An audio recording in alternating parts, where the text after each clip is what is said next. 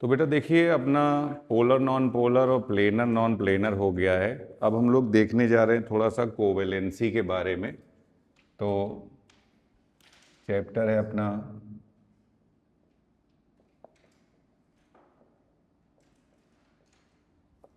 Chemical bonding. यहाँ बात कर रहे हैं कि कोवेलेंसी कैसे निकालें। तो सबसे पहले तो देखिए यहाँ पर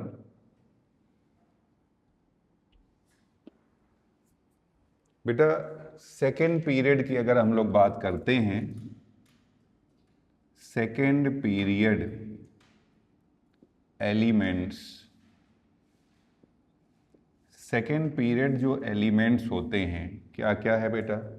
देखो, एक हाइड्रोजन और एक हीलियम, ये फर्स्ट पीरियड में हो गए, ठीक है। उसके नीचे कौन कौन से? हाइड्रोजन हीलियम के नीचे क्या आ जाता है भैया? लिथियम, समझे। इधर आ जाइए पूरा, beryllium, boron, carbon, nitrogen, oxygen, fluorine, neon, ठीक है। ये सारे के सारे सेकेंड पीरियड के एलिमेंट्स हैं। तो अगर हम लोग बात कर रहे हैं सेकेंड पीरियड एलिमेंट्स में, बेटा ध्यान से देखो, इनमें सेकेंड शेल वैलेंस शेल होता है। इसमें कितने इलेक्ट्रॉन भरे जा सकते हैं? इनमें बेटा एक तो पहले 1s है, 1s में आप 2 इलेक्ट्रॉन भर सकते हो। दूसरा क्या है? 2s है और 2p है। हमें बाहर वाला देखना है, यहाँ 2 और यहाँ 6 भर सकते हो। ये इनका वैलेंस शेल होगा, जो आउटर मोस्ट शेल होता है। बेटा समझ रहे हो शेल क्या है? ध्यान से देखो, ये देखिए, ये न्यूक्लियस है, ये चारों ओर इसके शेल्स है। तो जो आउटर मोस्ट शेल होता है इसको वैलेंस शेल कहते हैं। जो सेकेंड पीरियड के मेंबर हैं उसका सेकेंड शेल ही आउटर मोस्ट शेल है, ठीक है। शेल के अंदर सब शेल होते हैं, ये सब शेल है एस और पी। इसमें 2 भर सकते हो, इसमें मैक्सिमम 6 भर सकते हो बेटा। तो टोटल यहाँ कितने भर सकते हैं? टोटल यहाँ पे 8 इलेक्ट्रॉन भर सकते हैं, समझे। तो बेटा जो सेकेंड पीरियड के मेंबर होते हैं इनका सेकेंड शेल वैलेंस शेल होता है और यहाँ मैक्सिमम 8 इलेक्ट्रॉन भर सकते हैं, ध्यान रखिएगा। इसलिए इनमें फिक्स्ड कोवैलेंसी पाई जाती है। जबकि तो बेटा यहाँ मैक्सिमम कितने भर सकते हो? 8 इलेक्ट्रॉन भर सकते हो।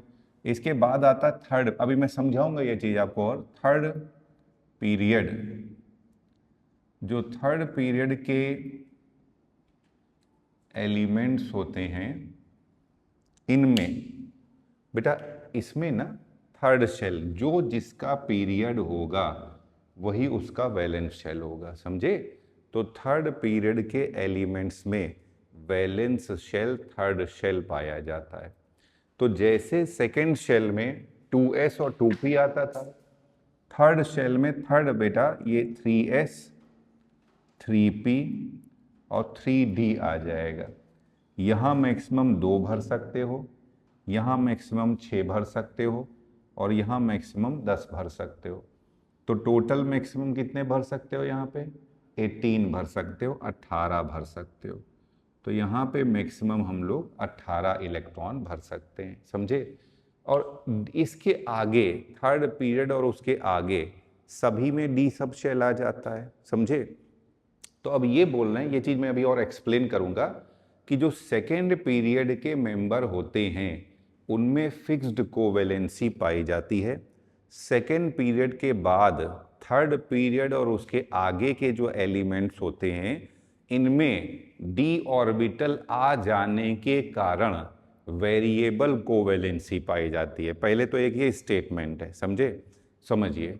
तो बोल रहे हैं in the elements of, in elements of second period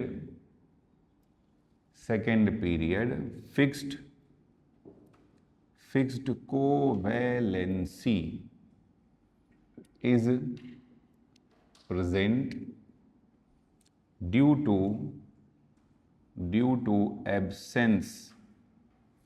absence of d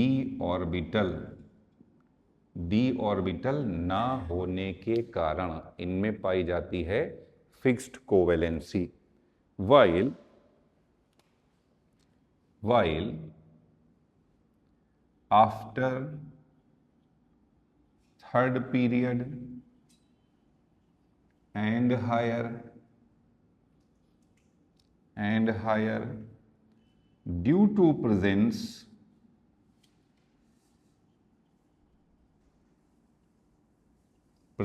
of d subshell या d orbital variable covalency is present। अब सर ये है क्या, हमें तो यही नहीं समझ में आ रहा है कि क्या आप बोल रहे हो फिक्स्ड कोवेलेंसी और क्या हो रहे हो वेरिएबल कोवेलेंसी। कोवेलेंसी नहीं निकालना आता है हमें, बात तो खत्म। हमें कोवेलेंसी नहीं निकालना आता तो पहले तो यही बता दो कोवेलेंसी कैसे निकालेंगे, और फिर ये तो समझाओ ये है क्या। लिख तो दिया, बहुत बढ़िया लग रहा है स्टेटमेंट, अच्छी अच्छी राइटिंग में आपने बड़े बड़े लेटर में लिख दिया है कि एक फिक्स्ड कोवेलेंसी होती है और एक वेरिएबल कोवेलेंसी होती है ना। तो अब है क्या, थोड़ा सा समझाइए, हमको भी कुछ समझाइए। तो बेटा अब हम लोग निकालना सीख रहे हैं कि कैसे कोवेलेंसी निकालेंगे। तो पहले सेकंड पीरियड में निकालेंगे, फिर उसके बाद वाले एलिमेंट्स में निकालेंगे। तो बेटा देखो यहां पर covalency in second period elements, second period के जो एलिमेंट्स हैं उनमें कोवेलेंसी का फॉर्मूला होता है। तो कोवेलेंसी इक्वल्स टू, इसमें सीधे फॉर्मूला यूज करेंगे, maximum number of unpaired electron either in, बेटा ये ग्राउंड स्टेट है, ग्राउंड स्टेट, और in excited state if possible. तो maximum number of unpaired electron in ground state और in excited state if possible, अगर excited state possible है। ये तो फॉर्मूला है। सर यूज कैसे करेंगे इसको, तो चलिए मान लीजिए सबसे पहले हम निकाल रहे हैं कार्बन। बेटा कार्बन का ग्रुप नंबर 4 है, ये मैंने इसके पीछे के लेक्चर में बताया हुआ है, आपको एक बार पढ़ना पड़े। आज नीचे ना अपना नंबर ऐड करा लेना ग्रुप में, मैं सारे लेक्चर एक बार व्हाट्सएप ग्रुप में भी डाल दूंगा, वैसे पढ़े हुए हैं उसमें, केमिकल बॉन्डिंग देखना।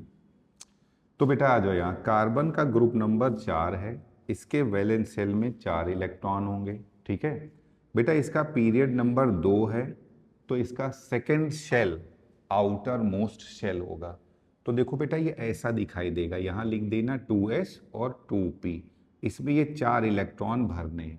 तो पहले यहाँ 2 भर देंगे, तो यहाँ 2 बचेंगे, 2 यहाँ भर देंगे, ठीक है। ये s ऑर्बिटल है, ये देखिए यहाँ पे ये 2 इलेक्ट्रॉन आ जाएंगे। ये p ऑर्बिटल है, यहाँ पे भी 2 इलेक्ट्रॉन आ जाएंगे। ये जो स्टेट होती है इसको बोलते हैं ग्राउंड स्टेट। क्या कहते हैं, ग्राउंड स्टेट। देखो बेटा अभी यहाँ जगह खाली है, तो मान लो ये 2 लोग बैठे हैं, बोल रहे भैया लिखने में दिक्कत हो रही है, देखो अभी बगल में जगह खाली है, तो तुम थोड़ा वहाँ चले जाओगे तो अच्छा रहेगा, है ना। तो ये इलेक्ट्रॉन जंप करके यहाँ चला जाता है, समझे, इसका एक्साइटेशन हो जाएगा। और जब एक इलेक्ट्रॉन जंप करके जाता है तो जो मिलेगी उसे फर्स्ट एक्साइटेड स्टेट बोलेंगे।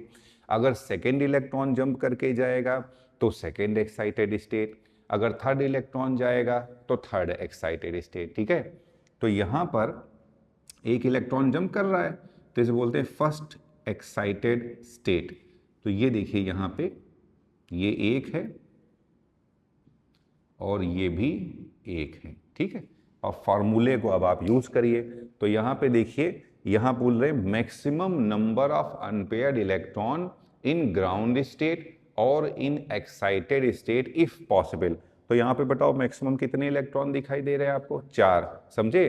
तो यहाँ पे कोवेलेंसी आ जाएगी, यहाँ इसकी कोवेलेंसी आ जाएगी 4, ठीक है। इसके बेसिस पे इसका कोई कंपाउंड भी देख सकते हैं, जैसे देखिए ये मीथेन है। ठीक है, तो ये देखिए इसका लेविस स्ट्रक्चर है। बेटा लेविस को शेप के बारे में कुछ नहीं मालूम था, तो यहाँ लेविस स्ट्रक्चर में शेप की बात नहीं कर रहे हैं हम लोग। ये देखो बेटा, ये एक एक इलेक्ट्रॉन है कार्बन का, और ये एक एक इलेक्ट्रॉन है हाइड्रोजन का। ये देखिए, ये शेयर कर लेंगे।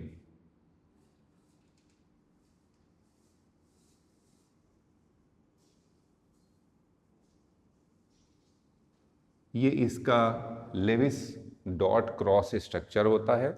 यहाँ बेटा अब आप देखोगे ना, तो कार्बन के वैलेंस शेल में कितने, ये देखो 2, 2 4, 2 6 और 2 8, समझे। तो कार्बन के वैलेंस शेल में 8 हो गए। और बेटा ध्यान रखना, सभी एलिमेंट्स तब स्टेबल माने जाते हैं जब उनके वैलेंस शेल में 8 इलेक्ट्रॉन हो।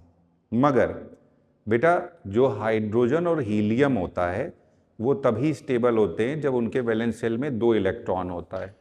तो जिनके वैलेंस शेल में 8 इलेक्ट्रॉन होने पर स्टेबल हो रहे हैं उनमें ऑक्टेट रूल लगता है, और जिनके वैलेंस शेल में 2 इलेक्ट्रॉन होने पर स्टेबल हो रहे हैं उनमें डुप्लेट रूल लगता है।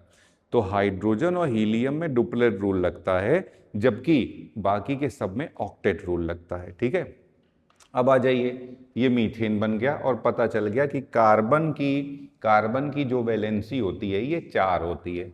अब कार्बन के बाद सर नाइट्रोजन का हम लोग देखते हैं। बेटा नाइट्रोजन का ग्रुप नंबर 5 है, इसका पीरियड नंबर 2 है। तो आउटर मोस्ट शेल क्या होगा, सेकेंड शेल होगा। जो जिसका पीरियड होगा वही उसका शेल होगा। तो इसका पीरियड हो जाएगा 2s और 2p हो जाएगा। ठीक है, यहाँ पे 2 इलेक्ट्रॉन और यहाँ पे 3 इलेक्ट्रॉन। यहाँ देखो बेटा, ये 2 इलेक्ट्रॉन भर देंगे और यहाँ पे 3 इलेक्ट्रॉन भर देंगे। ठीक है, ये इसकी ग्राउंड स्टेट आ जाएगी। अब बताओ, क्या यहाँ कोई और बॉक्स आपको खाली दिख रहा है? नहीं खाली दिख रहा है। तो अब ये इलेक्ट्रॉन जंप करके नहीं जा सकता है। तो अनपेयर्ड इलेक्ट्रॉन कितने दिख रहे हैं? 3। तो यहाँ पे कोवेलेंसी कितनी हो जाएगी? 3। कोई एग्जाम्पल देखना है तो लो भैया, हम यहाँ पर NH3 बनाए दे रहे हैं। ये लीजिए, ये देखिए नाइट्रोजन है, इसने 3 इलेक्ट्रॉन अपने शेयर कर लिए 3 हाइड्रोजन के साथ। ये देखिए 3 शेयर कर लिए हाइड्रोजन के साथ, और ये रहा इसके बचे हुए 2 इलेक्ट्रॉन।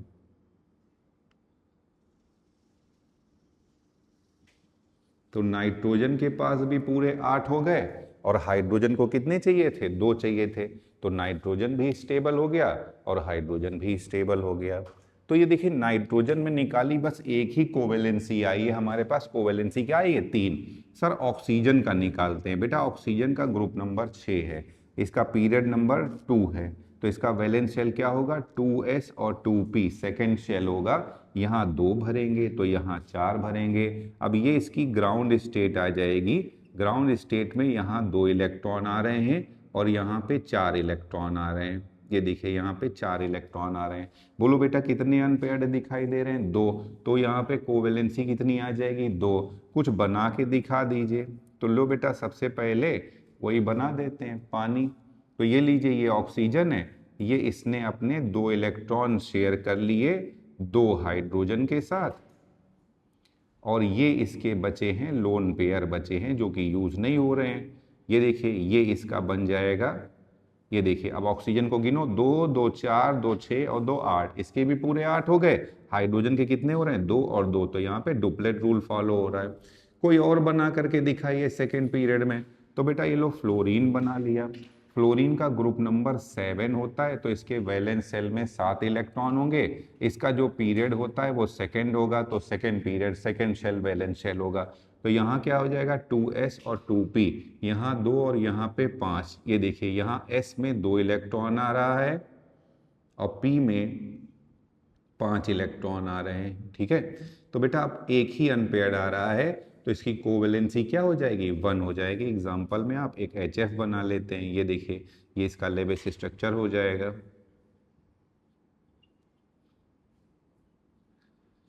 ये लीजिए, ठीक है। अब फ्लोरीन के गिनो, पूरे 8 हो जाएंगे, और हाइड्रोजन के कितने हो रहे हैं? 2। तो यहाँ आपने देखा, बस अभी देखो, बेटा और अच्छे से अभी आपको क्लियर होगा कि वेरिएबल क्या होती है। बट अभी एक चीज देखिए, बस एक ही कोवेलेंसी का आना, यहाँ पे केवल एक आ रही है, तीन, ऐसा नहीं है कि चार भी आ रही हो, तीन भी आ रही हो, पांच भी आ रही हो, समझे।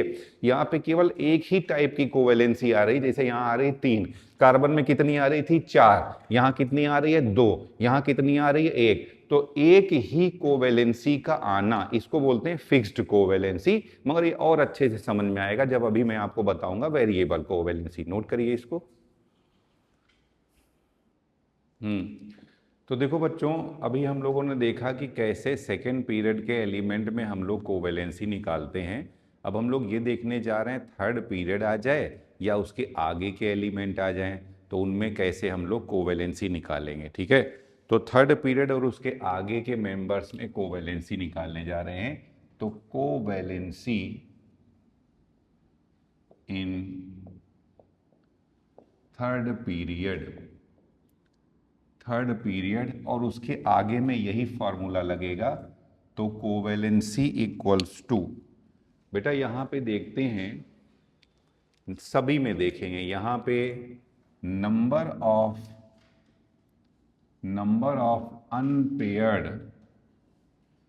Unpaired electron in ground state and in all possible excited state, all possible excited state।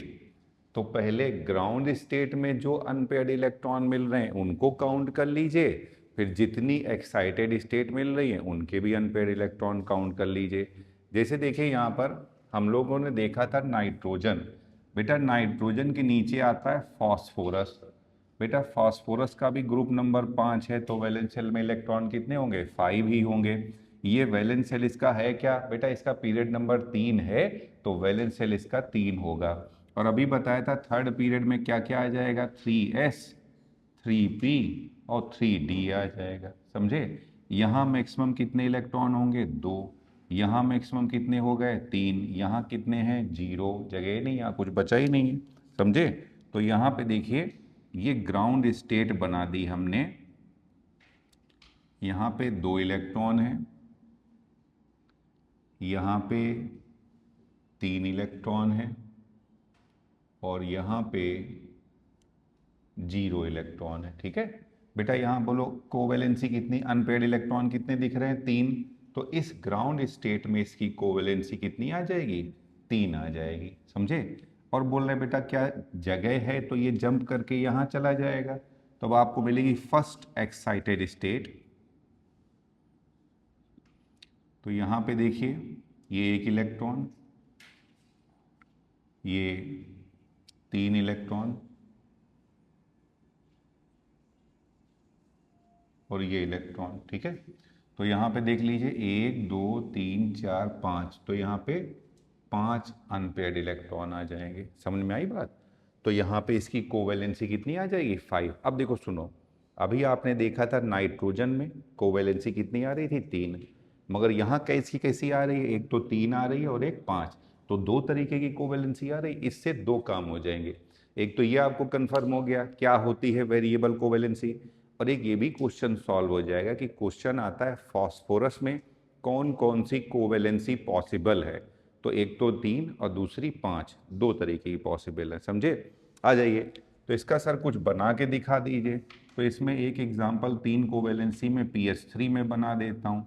ये लीजिए pH3 बना लेते हैं।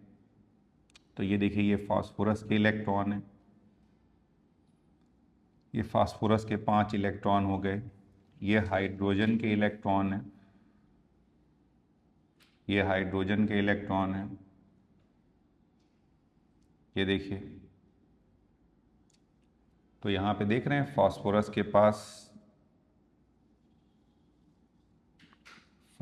के पास जो है 2 2 4 2 6 और 2 8 हो जाएंगे। हाइड्रोजन के कितने हो गए, 2 हो गए। तो इसका ऑक्टेट कंप्लीट और इसका डुप्लेट कंप्लीट। 5 कोवेलेंसी में PCl5 बनाए दे रहे हैं। ठीक है, तो PCl5 में देखिए फास्फोरस के पास 5 इलेक्ट्रॉन है,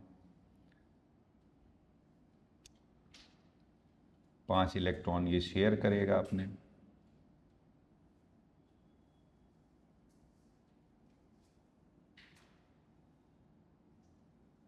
कैसे भी जोड़ दीजिए।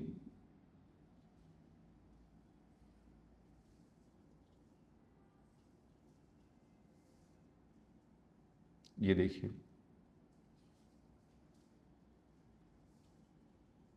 ये फास्फोरस के 5 इलेक्ट्रॉन हैं, ये क्लोरीन के हो गए। क्लोरीन ने एक एक शेयर किया, टोटल क्लोरीन के पास 7 होते हैं वैलेंस शेल में। ये क्लोरीन के भी पूरे 8 हो गए, देखिए, है ना।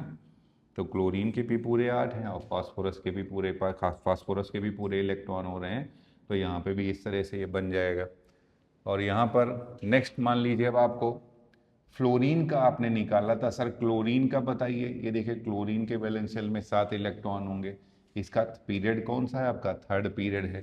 तो यहाँ पे भी फिर से 3s 3p 3d, यहाँ पे 2, यहाँ पे 5, यहाँ पे 0, समझे। ये हो गई इसकी ग्राउंड स्टेट, ये इसकी ग्राउंड स्टेट है। ये लीजिए, ठीक है। अब बेटा ये एक इलेक्ट्रॉन जंप करके आगे जाएगा तो ये मिलेगी फर्स्ट एक्साइटेड स्टेट।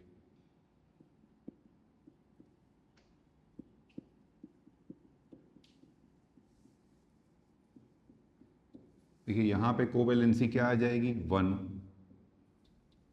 यहाँ पे कोवेलेंसी 1 आ जाएगी। यहाँ देखिए कोवेलेंसी क्या आ रही है? 3 आ रही है। फिर ये इलेक्ट्रॉन जंप करके आगे जाएगा तो ये देखिए सेकेंड एक्साइटेड स्टेट।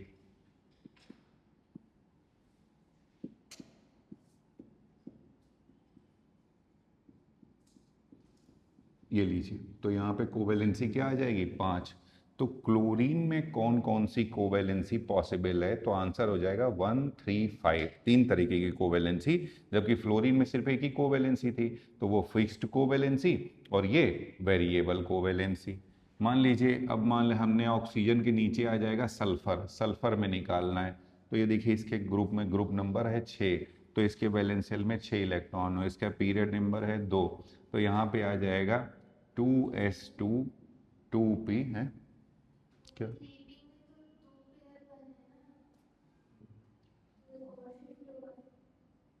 अच्छा बेटा, ये देख लीजिए ज़रा सा, यहाँ पे थोड़ा सा ये इसको सुधार लीजिए आप लोग। बोल रहे यहाँ पे ये ये वाला इलेक्ट्रॉन जंप करके आगे जाएगा तो आपको 5 मिलेगी। फिर ये भी इलेक्ट्रॉन जंप करके यहाँ जाएगा तो आपको 7 मिलेगी, 3rd एक्साइटेड स्टेट। तो यहाँ पे देखिए, एक तो ये आ जाएगा और दूसरा ये आ जाएगा और तीसरा 1 2 3 4, ये लीजिए, ठीक है। तो यहाँ पे टोटल हमारे पास 1 3 5 7 ये इतने तरीके की एक्साइटेड स्टेट मिलेगी, ठीक है। अब मान लीजिए हम लोग सल्फर का निकालने जा रहे हैं, तो सल्फर के वैलेंस शेल में कितने इलेक्ट्रॉन होते हैं? 6। इसका पीरियड क्या है? 2। तो इसका शेल बेचा 2 सेकेंड से, मतलब इसका पीरियड है 3। तो इसका आउटर मोस्ट शेल क्या हो जाएगा? आपका 3rd शेल हो जाएगा। फिर यहाँ पे भी क्या हो जाएगा? 3s 3p 3d, यहाँ पे 2, यहाँ 4 और यहाँ 0, ठीक है।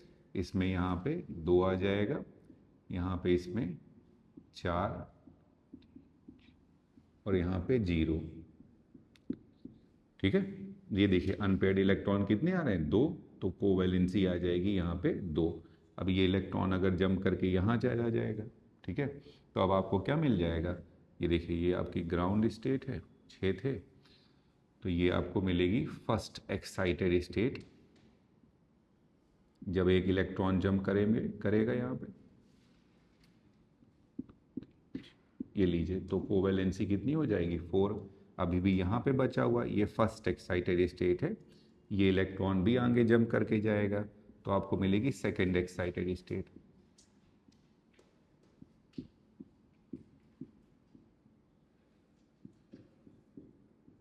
ये लीजिए, तो यहाँ कोवैलेंसी कितनी आ जाएगी? 6 आ जाएगी, समझे। तो इस तरह से हम लोग कोवैलेंसी निकाल सकते हैं ग्राउंड स्टेज में और एक्साइटेड स्टेज में। ये हमने देख लिया कि क्या फिक्स्ड कोवैलेंसी होती है और क्या वेरिएबल कोवैलेंसी होती है। समझे? चलिए नोट करिए इसे।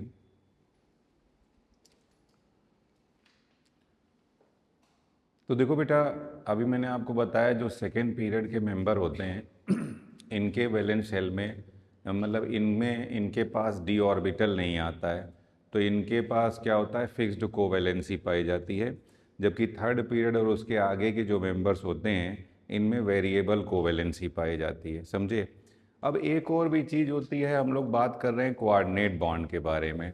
तो ज़्यादातर ना सेकेंड पीरियड के एलिमेंट्स ही कोऑर्डिनेट बॉन्ड बनाने में पार्टिसिपेट करते हैं ज़्यादातर, क्योंकि ये 8 से ज़्यादा इलेक्ट्रॉन रख नहीं सकते हैं, और इसके बाद वाले एलिमेंट 8 से ज़्यादा इलेक्ट्रॉन रख सकते हैं। पर बेसिक अगर हम लोग बात करें कोऑर्डिनेट बॉन्ड, क्या बेटा, कोऑर्डिनेट बॉन्ड का पूरा नाम ना कोऑर्डिनेट कोवेलेंट बॉन्ड होता है। ये भी एक कोवेलेंट बॉन्ड ही होता है।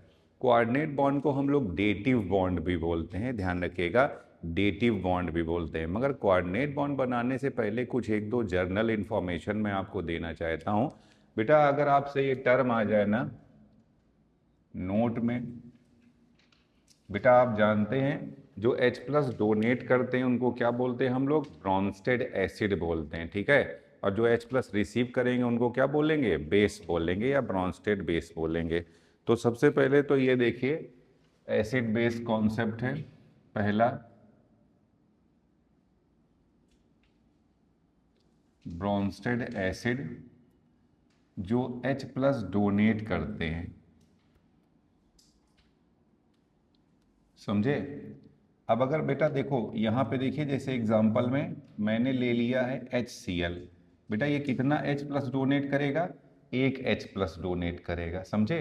तो जो एक H+ डोनेट, बेटा ध्यान रखना, सुनो, बोल रहे हैं एसिड के केस में होती है बेसिसिटी, याद रखिएगा, एसिड को बेसिसिटी होती है और बेस को एसिडिटी होती है। समझे? ध्यान रखिएगा, तो एसिड को बेसिसिटी और बेस को एसिडिटी, ठीक है। तो एसिड में निकालते हम लोग बेसिसिटी। अगर कोई एसिड एक H+ डोनेट करता है तो उसकी जो बेसिसिटी है वो 1 हो जाएगी, अब उसे मोनो बेसिक एसिड बोलेंगे। अगर 2 H+ डोनेट करता है तो उसकी बेसिसिटी 2 हो जाएगी, उसको हम लोग डाई बेसिक एसिड बोलेंगे। अगर 3 H+ डोनेट करता है तो उसकी बेसिसिटी 3 हो जाएगी, ट्राई बेसिक एसिड बोलेंगे, ठीक है। तो बोल रहे हैं, देखिए यहाँ पर बेसिसिटी, नंबर ऑफ H+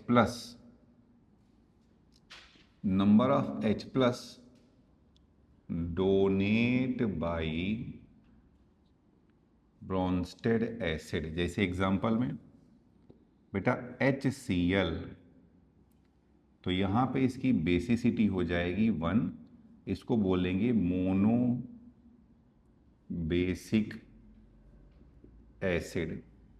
दूसरा है H2SO4, बोलो बच्चों यहाँ कितने H+ दे सकता है, 2, तो इसकी बेसिसिटी कितनी हो जाएगी, 2, इसको बोलेंगे डाई बेसिक एसिड।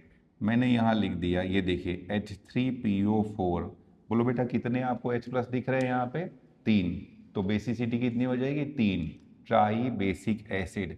तो यहाँ पे ये हो जाएगा बेसिसिटी इसकी हो जाएगी 3, तो ये हो जाएगा ट्राई बेसिक एसिड, ठीक है, ध्यान रखिएगा। अब मान लीजिए दूसरा हम लोग देख रहे हैं ब्रॉन्स्टेड बेस।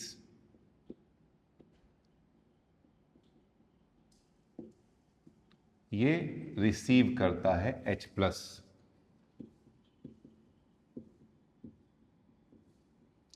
और यहां पे हो जाएगी as acidity.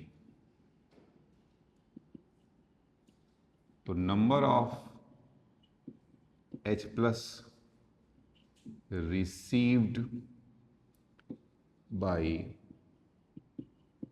Brønsted acid, Bronsted base, बोले कितने ये रिसीव करेगा by Bronsted base, Bronsted base.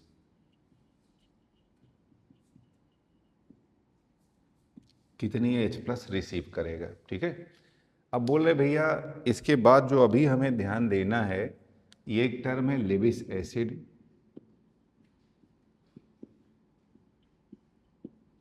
बेटा लेविस एसिड को हम लोग इलेक्ट्रोफाइल भी कह सकते हैं। इलेक्ट्रोफाइल, बेटा सुनो ध्यान से, यहाँ सबसे ज़्यादा इम्पॉर्टेंट होती है, देखो इलेक्ट्रोफाइल या लेविस एसिड क्या चाहता है, इलेक्ट्रॉन लेना चाहता है, समझे। मगर इम्पॉर्टेंट इसका नहीं है कि तुम क्या चाहते हो, इम्पॉर्टेंट ये है कि तुम्हारे साथ क्या हो रहा है। चाहते तो हम बहुत कुछ हैं, क्यों भैया, है कि नहीं। तो टर्म्स एंड कंडीशंस अप्लाइड, ये हो जाता है ना।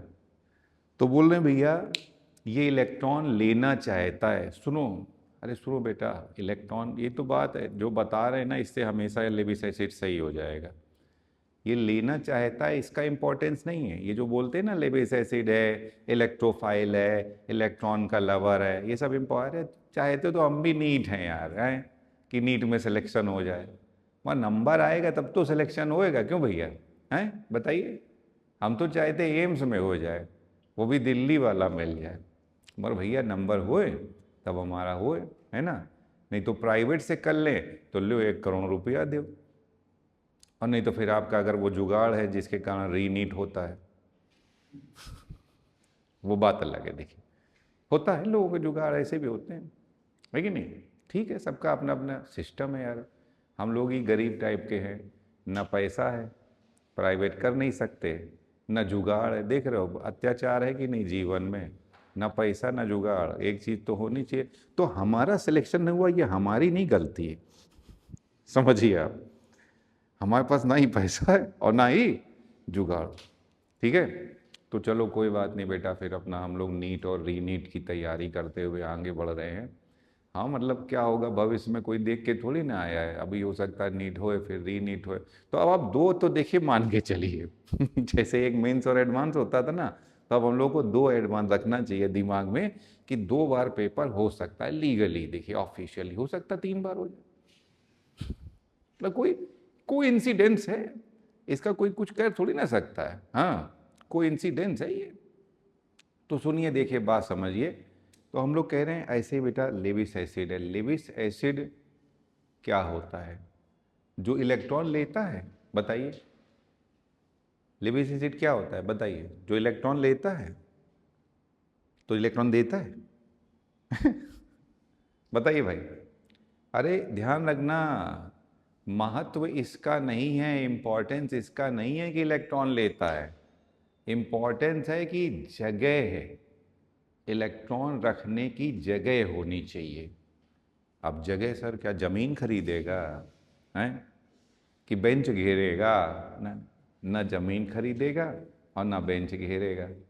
होना चाहिए खाली ऑर्बिटल, हिंदी में बोले तो वेकेंट ऑर्बिटल। क्या होना चाहिए, बस अगर ये तुम समझ गए अब तुम्हारा लेविस एसिड गलत नहीं होएगा। ये ना पढ़ना अरे इलेक्ट्रॉन का लवर होता है, अरे तो किताब में लिखा होता है यार, हर किताब में लिखा मिलेगा। इलेक्ट्रॉन लेना चाहता है, लेना तो हम भी बहुत कुछ चाहते हैं लेना तो चाहते हैं कि डिफेंडर ले ले जा करके, जेब में पैसा होएगा तब तो लोगे, कि खाली जेब चले जाओगे भगा देगा एकदम। कहाँ चले आ रहे हो, बाहर बाहर जाओ, ये औकात देख लिया करो घुसने के पहले अपनी, समझे। यार भैया तो देख लो ऐसा, मतलब वो ही तुम्हारी जेब में तो जाओ अंदर, ऐसे थोड़ी ना घुसने देगा वो। पेट्रोल भराने का पैसा है कि लेना ही चाहते हो, सर्विसिंग नहीं करा पाओगे अगर ले भी आए, समझे। तो समझिए बात को, लेना चाहते हैं वो अलग चीज है, मगर उसकी स्थिति होनी चाहिए, समझ रहे हैं ना। तो इलेक्ट्रोफाइल लेना चाहता है इलेक्ट्रॉन, इंपॉर्टेंस नहीं है। इलेक्ट्रॉन को पसंद करता है, इंपॉर्टेंस नहीं है। जरूरी थोड़ी ना कोई किसी को पसंद करे तो वो उसके मिल जाए, बताइए आप। वो तो नसीब है, नसीब अपना अपना, क्यों भाई ये बता रहे कि नहीं। तो इसकी कोई गारंटी नहीं कोई किसी को पसंद करे तो वो मिल ही जाएगा उसे ना, जो नसीब में लिखा है, नसीब में जो लिखा है वही मिलेगा ना भैया, है कि नहीं। वैसे ही होती जगह, ध्यान रखिएगा। अब इतनी कहानी बता दिए तो अब ये तो नहीं भूलोगे ना भैया कि इलेक्ट्रोफाइल होने के लिए उसके पास होनी चाहिए खाली जगह, और खाली जगह को हिंदी में क्या बोलते हैं, वेकेंट ऑर्बिटल। क्या बोलते हैं, वेकेंट ऑर्बिटल। जैसे देखना 2 बजे तक क्लास होती तो तुम्हारे पेट में क्या डेवलप हो जाती है, खाली जगह, वेकेंट ऑर्बिटल। याद करो एक समय की बात है जब मम्मी खाना बनाती थी और तुम कमीनापना दिखाते थे, अरे मम्मी ये वाली सब्जी नहीं खाऊंगी मैं आज, ये मैं नहीं खाऊंगा। याद आ गया ना बेटा, ये उन्हीं कर्मों का फल है, समझो। अब जो लोग, और सबसे ज्यादा किन्हें पता चलता है, जो बाहर रह रहे होते हैं, हॉस्टल में रह रहे होते हैं, तब उन्हें समझ में आता है कि उन्होंने कितने गलत काम किए हैं अपने जीवन में, है ना। तब लगता है कि मम्मी कितना अच्छा खाना बनाती थी, आज देखो भैया भूख ही इतनी लगी होती है कि देखते तक नहीं है, खा लेते हैं जल्दी से। क्यों भाई, है कि नहीं।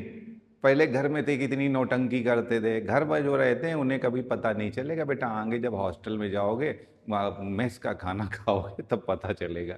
समझ में आए, अभी नहीं पता चलेगा आपको, जब तक मम्मी खाना खिला रही हैं आपको समझ में नहीं, सर क्या कह रहे हैं यार, खाना कौन बड़ी बात होती है।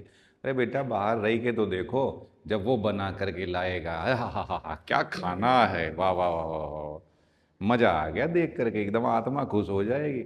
और तुम इतने मन से खाओगे कि भूख लगी ना मरे जा रहे हैं, एकदम पेट डाइजेस्ट होने पे आ गया है, खुद को ही डाइजेस्ट कर लेगा अगर थोड़ी देर ना खाया तो। ऐसा हो जाता ना जीवन में कभी कभी।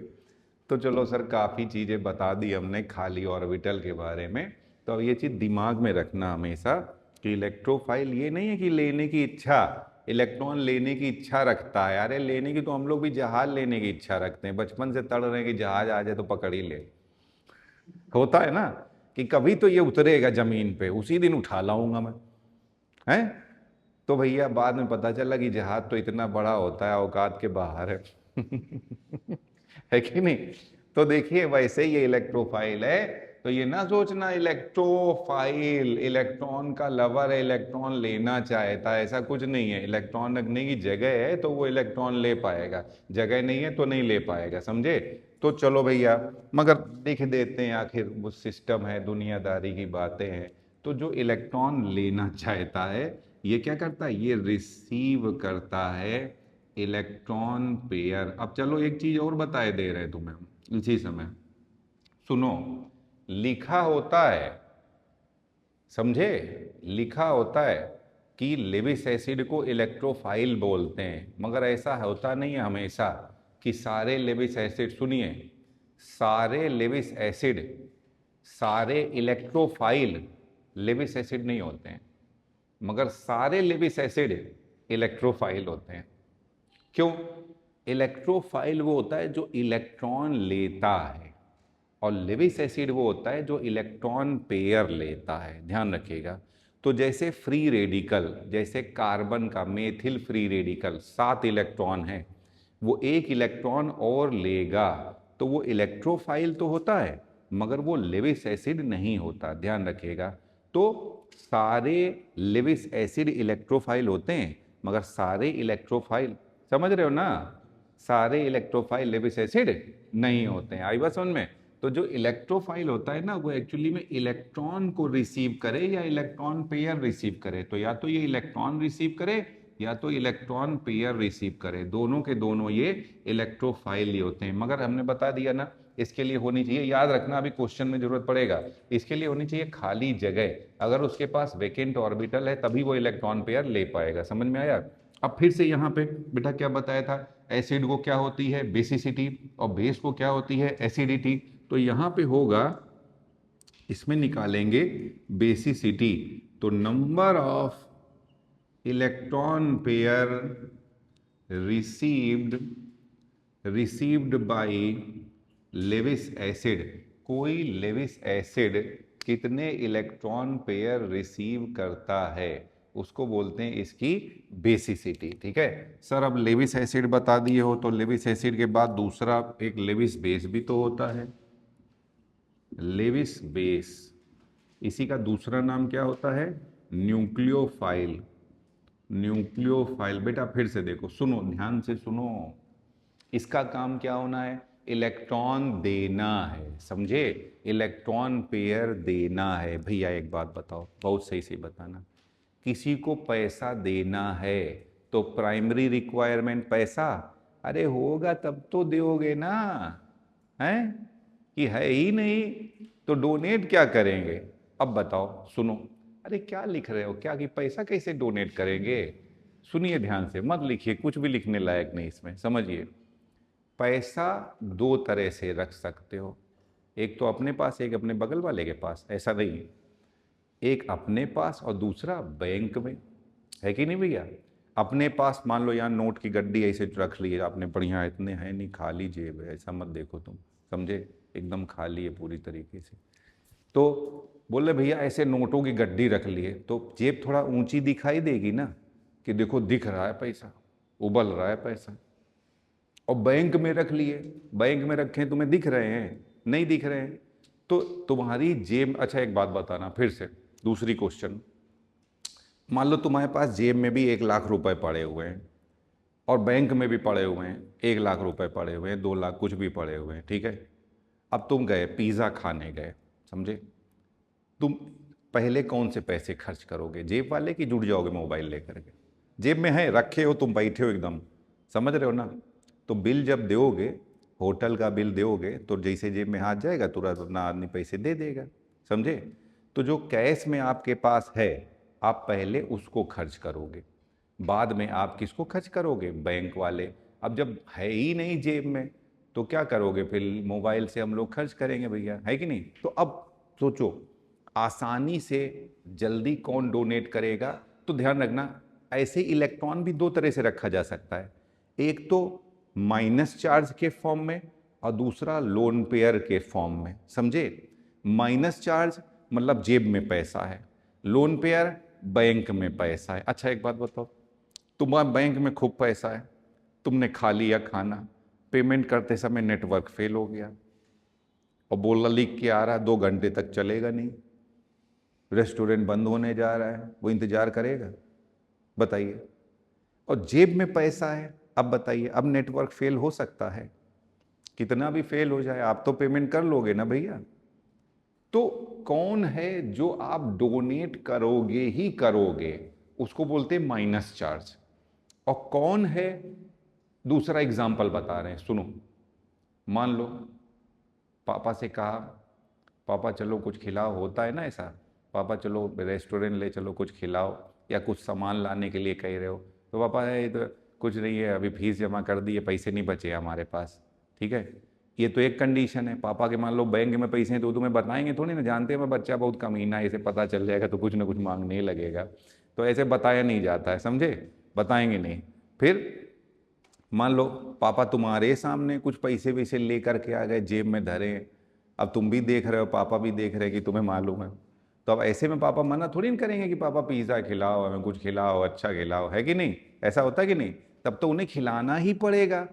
तो देखिए, जेब में पैसे हैं तो खर्च करना ही पड़ेगा, मगर बैंक में है तो खर्च कर भी सकते हैं और नहीं भी खर्च कर सकते हैं। मगर ये बताओ, तुम्हें अच्छा कब लगेगा, जब वो तुम्हें सामान ला के दे कि ना ला के दे, लात मार के भगा दे, बताइए, ज्यादा अच्छा कब लगेगा, हैं, लात मार के भगा दे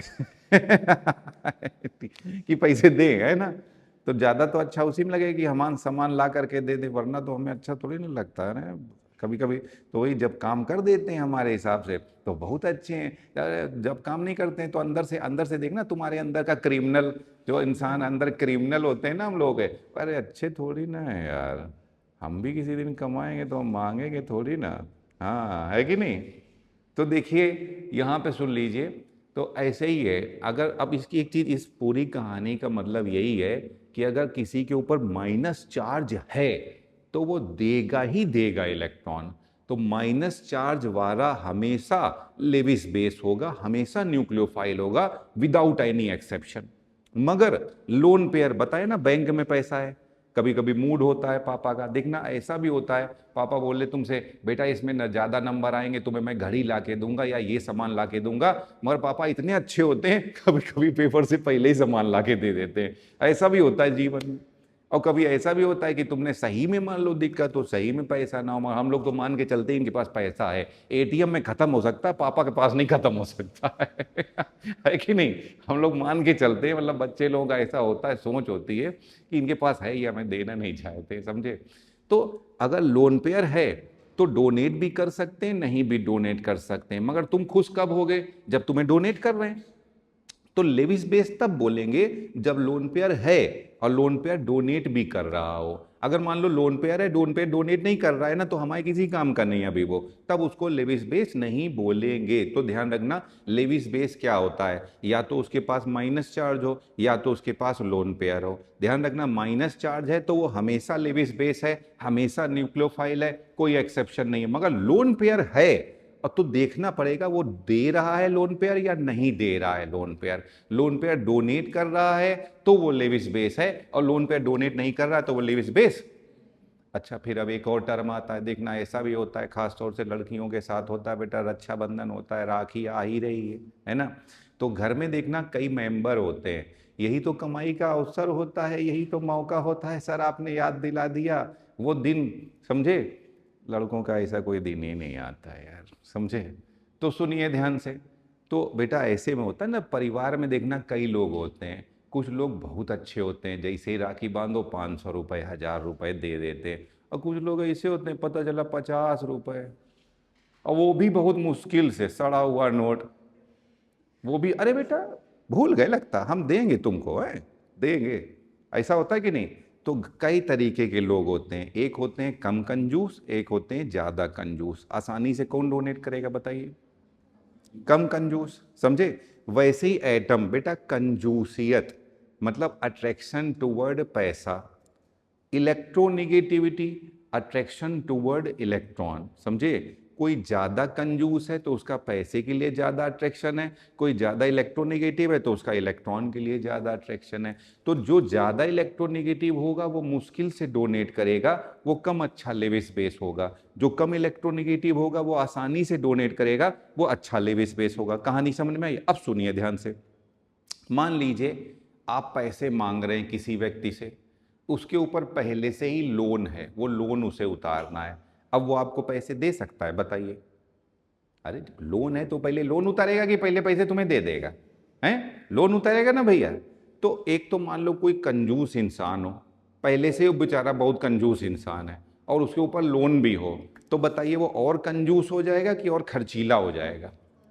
और संभाल के चलेगा, क्योंकि उसको तो लोन भी चुकाना है। और कोई मान लो बहुत खर्चीला हो, बहुत खर्चीला है, आराम से पैसे खर्च कर देता है, और उसको अभी अभी 2-4 करोड़ रुपए मिल जाए, तो वो और ज्यादा खर्चीला हो जाएगा कि और ज्यादा कंजूस हो जाएगा?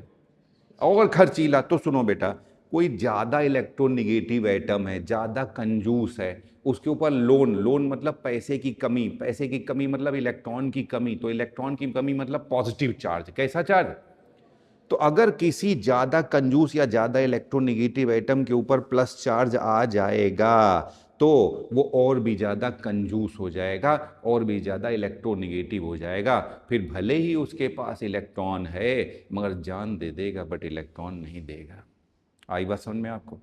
अब कोई मान लो कम इलेक्ट्रोनिगेटिव है, जैसे कार्बन, उसको मिल जाए पैसा, भाई अभी तुम्ही को मिल जाए 500 करोड़ रुपए मिल जाए, अब तैयारी करने की क्या जरूरत है? पहला काम तो यही करेंगे, पढ़ाई बंद करेंगे। क्यों भैया, है कि नहीं? कोई बोल ना देना कि हम पढ़ते रहेंगे, समझ लेना भाई, बहुत लतखोर हो तुम। है कि नहीं?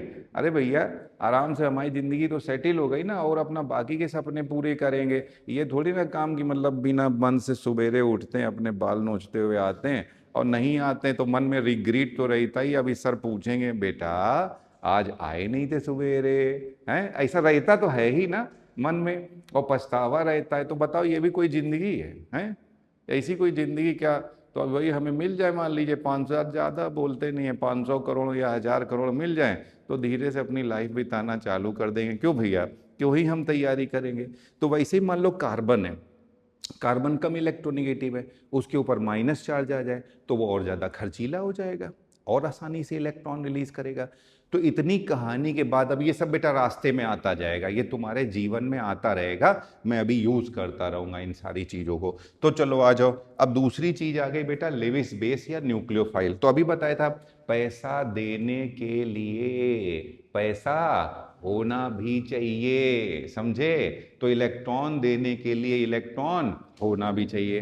पैसा दो तरह से रख सकते हो, अपनी जेब में, दूसरा बैंक की जेब में, समझे। अपनी जेब में मतलब माइनस चार्ज। तो लेविस बेस कौन होता है? या तो उसके ऊपर माइनस चार्ज होगा या तो उसके ऊपर लोन पेयर होगा। बट याद रखना जिसके ऊपर माइनस चार्ज है वो हमेशा ऑलवेज लेविस बेस या न्यूक्लियोफाइल, ये हमेशा लेविस बेस की तरह से काम करेगा, न्यूक्लियोफाइल की तरह से काम करेगा। मगर बताए ना भैया, लोन पेयर वाला अगर डोनेट करता है, अगर ये डोनेट करता है तब ये लेविस बेस होगा, अगर ये डोनेट नहीं करता है तब ये लेविस बेस नहीं होगा। ठीक है, तो बेस को क्या होती है बेटा, एसिडिटी, एसिडिटी, समझे, ध्यान रखिएगा, बेस को क्या होती है, एसिडिटी। तो जितने लोन पेयर ये डोनेट करेगा, नंबर ऑफ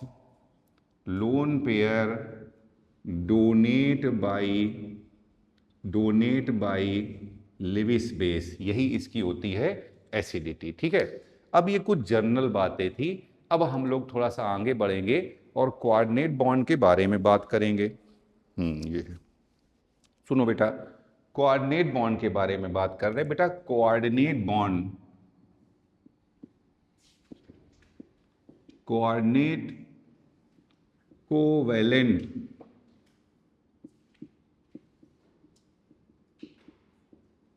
ये लीजिए, तो इसको हम लोग कहते हैं कोऑर्डिनेट कोवेलेंट बॉन्ड। समझे बेटा, सुनो क्या लिख रहे हो, इधर देखो, कुछ इसमें लिखने लायक नहीं है। एक बार हमने क्या बताया, इसमें कुछ समझाया है, इसमें क्या लिखोगे बताइए, ये तो वैसे ही आपको आ जाएगा, यही तो दुनिया के नियम है, यही तो हमें मालूम है सर, हैं। आइए, तो कोऑर्डिनेट बॉन्ड के बस एकदम सिंपल बेसिक रूल मैं बता रहा हूं।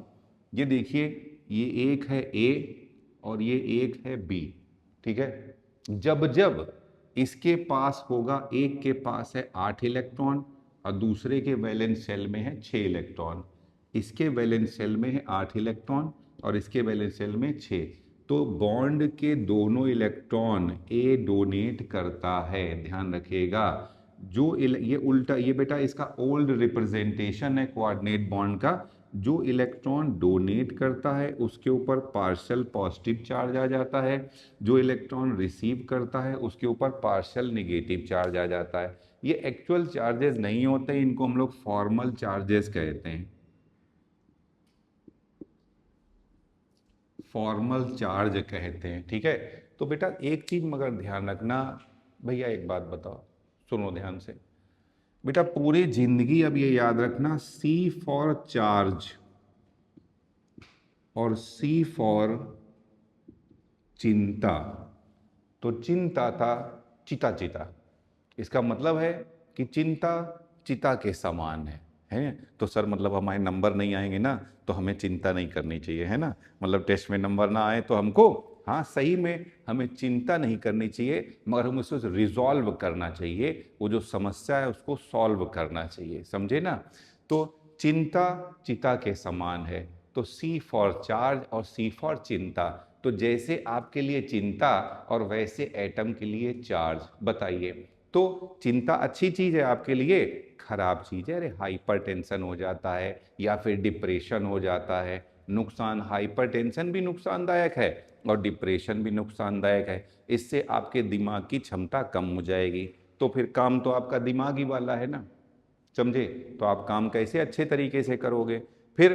तो वैसे बेटा चार्ज, तो जब एटम के ऊपर चार्ज आता है उससे उसकी स्टेबिलिटी कम हो जाएगी, चार्ज जितना ज्यादा होगा, चिंता जितनी ज्यादा होगी, स्टेबिलिटी उतनी ही कम होगी, ये याद कर लो अब आज से, समझे।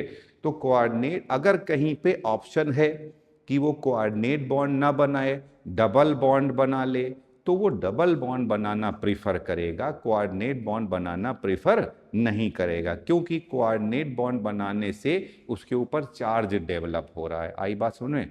चलिए ऑप्शन देखिए यहाँ पे, तो चलो अब हम लोग कोऑर्डिनेट बॉन्ड में इतना देख लिया, तो कुछ बना करके भी देख लेते हैं। तो देखो बेटा, सबसे पहले हम लोग बात कर रहे हैं, ये कहानी है NH4+ की, इसे कहते हैं अमोनियम आयन। क्या कहते हैं, अमोनियम, अमोनियम आयन। बस ये याद रखना हमेशा, 8 वाले से 6 वाले की ओर कोऑर्डिनेट बॉन्ड बनाना है। ये देखो, जो इलेक्ट्रॉन डोनेट करता है यहाँ पे ये लेविस बेस की तरह से काम करेगा, जो इलेक्ट्रॉन रिसीव करता है यहाँ पे लेविस एसिड की तरह से काम करेगा। तो बेटा ये अमोनियम आयन कैसे बना होगा? देखो बेटा, यहाँ पे ये एक है अमोनिया, ये देखिए यहाँ इसको नाइट्रोजन को देखो, 2 2 4 2 6 और ये 2 हो गए 8। इसके पास पूरे 8 इलेक्ट्रॉन है, समझे बेटा। यहाँ पे मैंने आपको पहले सिखाया हुआ है हाइब्रिडाइजेशन निकालना। अगर आप इसका हाइब्रिडाइजेशन निकालो तो ये सिग्मा, ये सिग्मा, ये सिग्मा और लोन पेयर, यहाँ पे 3 सिग्मा है, 1 लोन पेयर है, तो इसका हाइब्रिडाइजेशन क्या हो जाएगा? sp3 हो जाएगा। अब सामने देखिए, सामने ये H प्लस है, ये H प्लस को देख करके तो रोना ही आ जाता है, समझे बेटा। सोचो, सब लोग कहते हैं कि मेरे वैलेंस शेल में 8 इलेक्ट्रॉन हो तो हम स्टेबल होंगे। ये H प्लस तो बेचारा 2 वक्त की सूखी रोटी ही चाहता है, ये कहता है कि मेरे वैलेंस शेल में 2 इलेक्ट्रॉन हो तो ही मैं स्टेबल हो जाऊंगा, समझे। और देखो दुनिया कितनी खराब है, जो 1 इलेक्ट्रॉन था वो भी कोई ले गया उसका, उल्लू बना करके कि अभी देखो तुम्हारे लिए कुछ अच्छा करने वाले हैं, और जो बेचारा सूखी रोटी खा रहा था ना वो भी उठा ले गया। देख रहे हो, ऐसा समय है, बताइए इतना खराब समय है। तो अब ये देखो बेटा, क्या मैंने आपको बता, बेटा याद कर लो, ऑर्डर ऑफ इलेक्ट्रोनिगेटिविटी। दुनिया में सबसे ज्यादा इलेक्ट्रोनिगेटिव एलिमेंट है फ्लोरीन, उसके बाद है ऑक्सीजन, फिर नाइट्रोजन है और फिर क्लोरीन है। और देखो भूल जाना तो इसको ऐसे पढ़ना, ये FON है फोन, और Cl को बोलते हैं कर लो, और भूल जाना तो क्या कर लोगे? फोन कर लोगे। समझ में आई बात? तो चलिए आइए, तो नाइट्रोजन ना दुनिया की नंबर 3 की इलेक्ट्रोनिगेटिव एलिमेंट है। अभी बताया था इलेक्ट्रोनिगेटिविटी मतलब कंजूस, कंजूस और मक्खी चूस, समझे, यही होता ना, कंजूस और मक्खी चूस। बेटा भले ही ये इलेक्ट्रोनिगेटिव है मगर दिल की बहुत अच्छी है, देख रही है हाइड्रोजन को बस 2 इलेक्ट्रॉन चाहिए थे ना, मरा जा रहा है, आखिरी सांसें चल रही हैं, है ना। ऐसे नहीं पड़ा होता है, एकदम एकदम मुश्किल से सांस ले रहा होता है, वही वाली स्थिति है इसकी। तो सोचती नहीं है बेचारी, चलो छोड़ो हटाओ यार, देखा जाएगा जो होगा। तो ये अपने दोनों इलेक्ट्रॉन इसको कोऑर्डिनेट कर देती है, कोऑर्डिनेट बॉन्ड बना लेगी। समझ में आया नाइट्रोजन?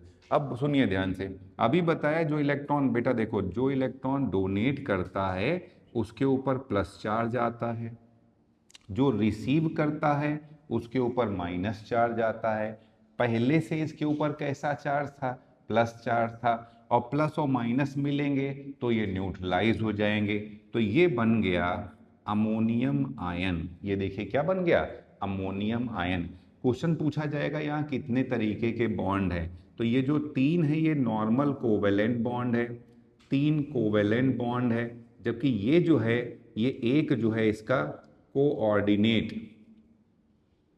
कोऑर्डिनेट बॉन्ड है। ठीक है, अब सुनो बेटा ध्यान से, अभी ये इलेक्ट्रॉन डोनेट कर रहा है ना, तो ये लेविस बेस की तरह से काम कर रहा है, ये इलेक्ट्रॉन रिसीव कर रहा है तो ये लेविस एसिड की तरह से काम कर रहा है। ठीक है, दूसरा एक तो ये क्वेश्चन पूछा जाता है कोऑर्डिनेट बॉन्ड बनाने के पहले और कोऑर्डिनेट बॉन्ड बनाने के बाद सेंट्रल एटम के हाइब्रिडाइजेशन में क्या कोई चेंज आ रहा है? तो यहाँ पे देखो बेटा 3 सिग्मा 1 लोन पेयर था, हाइब्रिडाइजेशन sp3। बेटा हाइब्रिडेशन मैंने पहले बता दिया, एक बार आप पहले वाले वीडियो देखेंगे तब आपको क्लियर होगा, बस अभी के लिए सीधे लिख लेना। ठीक है, यहाँ पे देखो 1 2 3 4, बेटा ध्यान रखना हाइब्रिडेशन निकालते समय कोऑर्डिनेट बॉन्ड को भी आप सिग्मा बॉन्ड में ही काउंट करेंगे।